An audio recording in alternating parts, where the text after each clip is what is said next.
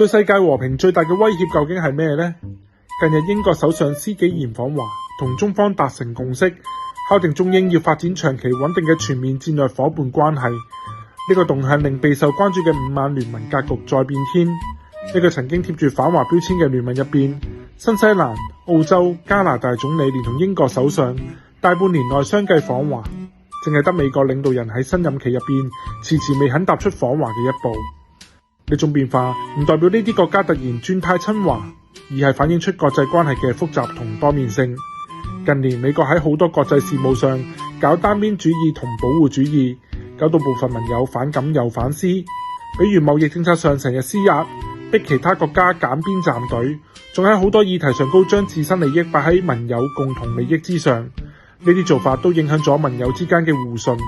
從單方面調整對歐盟嘅鋼鋁關稅，到潛艇訂單事件上同法國、澳洲鬧分歧，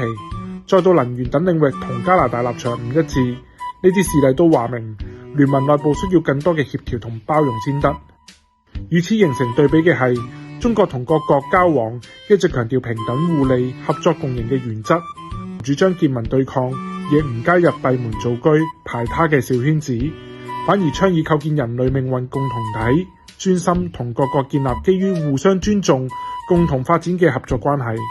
無論係同新西蘭升級自由貿易協定，促進農產品貿易，定係同澳洲逐步恢復經貿往來，深化能源同農業合作，又或者同加拿大推動人民交流，加強民間往來，呢啲合作都係睇重長遠發展同共同利益。呢種以尊重同共贏為底色嘅交往模式，都提供咗另一套國際互動嘅典範。咁到底乜嘢先係對世界和平嘅真正最大威脅呢？係各國之間平等互利嘅合作，定係奉行將單一國家嘅利益凌駕於國際共同利益之上嘅思維呢？係尊重各國發展道路嘅包容態度，定係非友即敵嘅對抗邏輯呢？呢個選擇關係到各國共同福祉，值得大家一齊深思。